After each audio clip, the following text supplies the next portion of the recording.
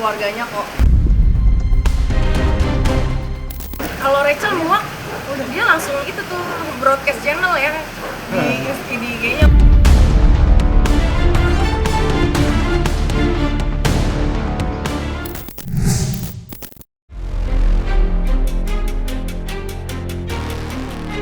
Selebgram Rachel Fenya lagi-lagi jadi bahan perbincangan publik. Kali ini, kisahnya dengan sang mantan suami, Nico Al-Hakim alias Okin, kembali memanas dan bikin banyak orang ikut penasaran. Bukan tanpa alasan, kabarnya rumah yang selama ini diperuntukkan bagi kedua anak mereka, Sabiru dan Chafa, justru terancam dijual. Isu ini mencuat setelah Rachel membagikan curahan hatinya lewat unggahan eksklusif di Instagram. Dalam unggahan tersebut, Rachel secara belak-belakan mengungkap rasa kecewanya. Ia menyebut bahwa rumah yang sebelumnya diberikan sebagai bentuk tanggung jawab pasca perceraian, kini diduga ingin dialihkan atau bahkan dijual oleh Okin. Di awal perjanjian, aku kasih rumah yang dia bilang rumah untuk Biru. Dia cuma punya kewajiban nafkah dan kasih uang mut'ah. Tapi ternyata gak dikasih. Win-win solution dia yang kasih itu rumah biar dia gak nafkahin anak-anak lagi. Pas datang ke rumah, udah beberapa pas dia pakai. Akhirnya kita renov buat adik-adik terus sekarang karena gak ada hitam di atas putih mau dia jual, notabene adik-adik masih tinggal di sana.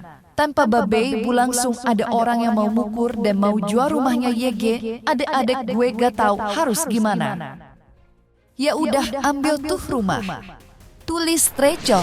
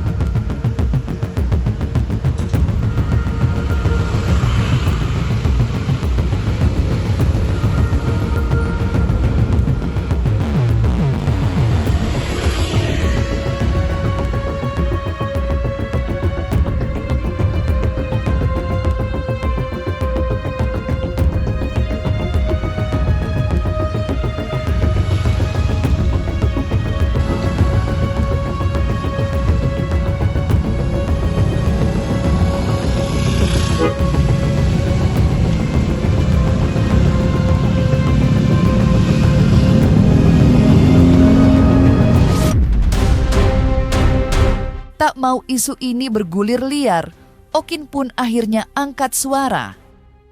Bukannya meredakan suasana, klarifikasi yang ia sampaikan justru makin menyulut perhatian publik. Dengan penjelasan yang cukup panjang, Okin mencoba meluruskan versi ceritanya terkait polemik yang tengah ramai dibicarakan. Menurut Okin, rumah yang kini dipermasalahkan itu bukanlah pemberian sepihak seperti yang banyak diasumsikan. Ia menegaskan bahwa rumah tersebut merupakan hasil pembelian bersama dirinya dan Rachel saat keduanya masih berstatus suami istri. Lebih lanjut, Okin juga mengungkap bahwa setelah perceraian terjadi, mereka sempat membuat kesepakatan. Dalam perjanjian itu, rumah yang awalnya dipersiapkan untuk anak pertama mereka memang diberikan kepada Rachel. Namun, ada satu hal yang jadi sorotan. Meski rumah itu ditempati dan dipegang oleh Rachel, cicilan bulanannya ternyata masih menjadi tanggung jawab Okin hingga saat ini. Di dalam perpisahan tersebut mengharuskan kami melewati banyak proses diantaranya permintaan uang mut'ah dan pembagian harta. 2021 dalam pembagian harta tersebut yang bersangkutan memutuskan rumah tersebut menjadi bagian gue. 2023 terdapat kelalaian dari gue dalam membayarkan kewajiban karena di saat itu gue sedang menghadapi case dalam bisnis yang sempat membuat gue burned out sehingga muncullah perhitungan dari yang bersangkutan sejumlah nominal dan penawaran di bawah, ujar Okin. Mengetahui klarifikasi itu, Rachel Fenya kembali memberi jawaban. Ia mengaku rela melepas rumah tersebut dengan syarat Okin bersedia membayar utang-utangnya. Sekarang rumah yang katanya buat abang mau dijual ya udah jual Niko. Kamu nggak mau post screenshot chat kamu, chat cewek kamu ke aku, maki-maki aku. Tapi ya udah, sekarang minta balik tanah Bali yang nggak tahu di mana suratnya dan nggak bisa dijual juga. Uang sekolah aku yang bayar, minjemin buat kamu uang berkali-kali. Aku ikhlas nggak dapat apa-apa cerai dari kamu. Nanti biar pengacara aku yang bicara ya. Aku udah capek. Aku nggak perlu itu rumah, ambil Niko. Tapi balikin hutang kamu, bisa balas Rachel fan-nya. Tak berselang lama setelah klarifikasi pertamanya, Okin kembali bereaksi. Kali ini, ia secara langsung membalas pernyataan Rachel yang sebelumnya sempat menyita perhatian publik. BPKB digadein? Siapa yang gadein? Kan lo tahu itu dibohongin orang yang ngurus STNK. Uang sekolah yang lo bayar tapi lo baru info soal billingnya setelah lo marah kemarin. Utang uang anak-anak yang lo bayarkan terlebih dahulu dan lo ancam buat lo post di story karena lo marah kemarin. Ucap Okin. Lantas seperti apa reaksi Erika Charlina menyikapi konflik yang dihadapi oleh sahabatnya itu? Benarkah apa yang dilakukan oleh Rachel merupakan sifat alami dirinya yang sudah tak biasa memendam rasa kesal? Aku nggak tahu sih, aku baru diceritain sama Rachel karena Rachel sebenarnya aku udah tahu ceritanya udah lama.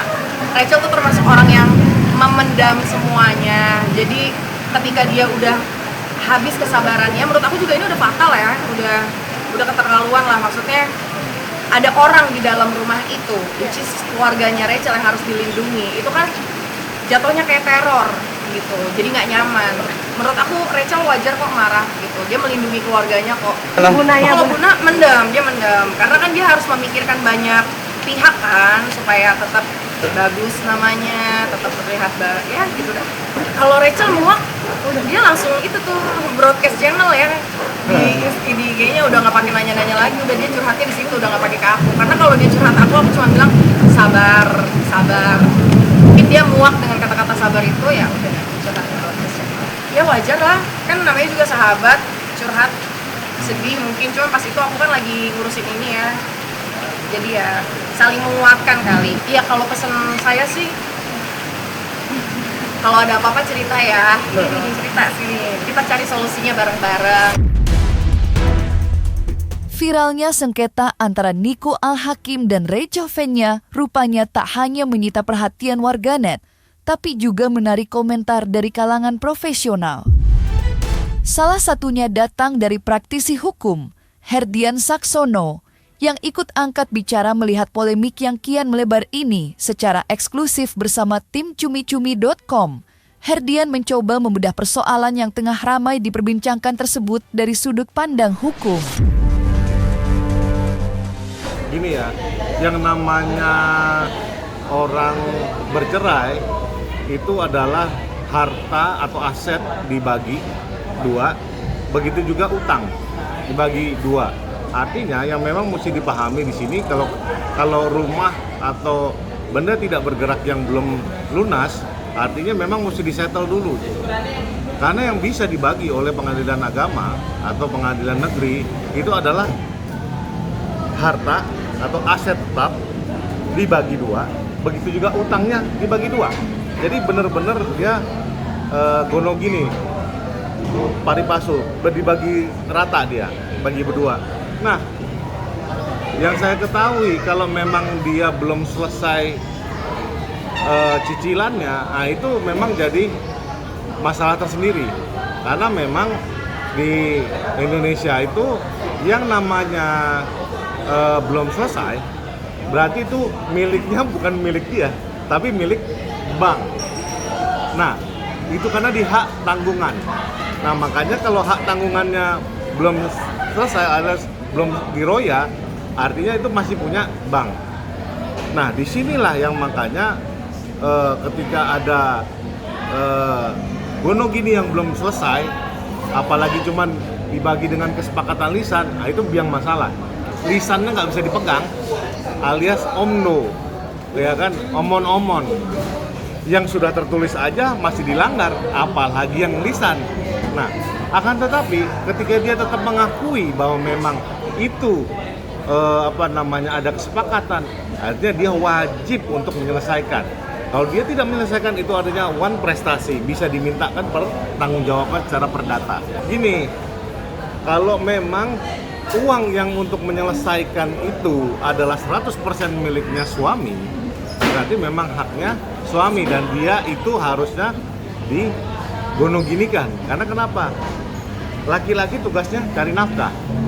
Kalau ada harta ketika pernikahan, dia wajib dibagi sama mantan istrinya dan dia harus menafkahi anaknya. Karena kenapa? Anaknya itu adalah hasil dari pernikahan. Jadi nggak bisa dia tiba-tiba bilang, gue udah nggak nikah lagi, tiba-tiba lepas dari tanggung jawab. No. Itu melekat. Nah, ketika memang permasalahan ini cuman didasarkan itikat baik, itu alias kesepakatan lisan, inilah jadi biang masalah.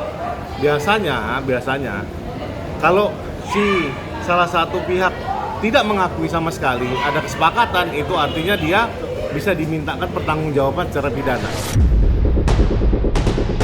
Guna menggali lebih dalam soal sengketa rumah yang kini jadi perbincangan panas antara Okin dan Rachel, tim cumi-cumi.com pun mencoba menelusuri fakta informasi lain yang mungkin bisa memperjelas situasi. Langkah pun diarahkan ke lingkungan sekitar rumah yang sedang dipermasalahkan. Tim cumi-cumi.com pun mendatangi ketua RT setempat untuk mendapatkan gambaran langsung terkait kondisi dan status rumah tersebut. Nama itu Niko Al-Hakim, iya. Terus istrinya? Istrinya V-nya siapa gitu ya. Tercatat memang warga saya, tapi saya nggak mengenal kayak bagaimana. Belum pernah ketemu gitu. Tapi untuk sekarang ada kabar jual beli rumah, mengetahui hal tersebut nggak? Enggak. Memang kalau jual beli rumah harus lapor RT nggak sih Pak? Enggak. Ya saya nggak tahu yang tinggal di situ siapa. Yang tahu biasanya kalau ke situ tuh ada penjaganya gitu. Dulu kalau awal-awalnya dulu kan waktu baru pindah dulu udah berapa tahun yang lalu gitu kan dijaga dulu rumahnya, dulu kan ya dijaga, binatangnya anjing ada, kucing ada. Kita nggak bisa lah masuk ke situ sembarangan gitu. Harus melalui satpamnya dulu. Terus kesininya nggak ada kontak. Di tengah panasnya polemik yang belum juga mereda, efeknya ternyata merembet ke sisi lain kehidupan Okin. Bukan hanya soal sengketa rumah, kisah asmaranya dengan sang kekasih, Ananda Hafira, kini ikut terseret dan jadi bahan perbincangan warganet, khususnya di TikTok. Nama Ananda mendadak ramai disebut-sebut. Banyak netizen yang mulai mengulik hubungan keduanya, bahkan sampai menyeret keluarga. Salah satu yang cukup menyita perhatian datang dari sebuah akun bernama Skenda, yang secara terang-terangan melontarkan pertanyaan cukup menohok kepada Ibunda Zafira, Deasi. Mami, kalau tiba-tiba Okin ajak Endia ke rumah gimana? Tanya Skenda. Siapa sangka pertanyaan itu langsung dijawab oleh ibunda dari Zafira melalui akun TikToknya bernama Serenity. Rumah Mami gak ada pintu, gak ada jendela, jawab ibunda dari Ananda Zafira.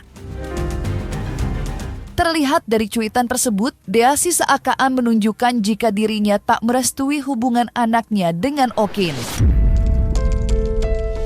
Aja sih ya. Nangis saya. Gua di arah yang suka nemplok-nemplok ngomong nyamber-nyamber gitu ya. Boleh. Skincare aku air mata. Air mata. Maksudnya air mata tuh gimana sih? Pasti kita pengen kan ekspresi Mengedepankan estetik. Kan dokter sampaikan. jelas tadi mendengar kan.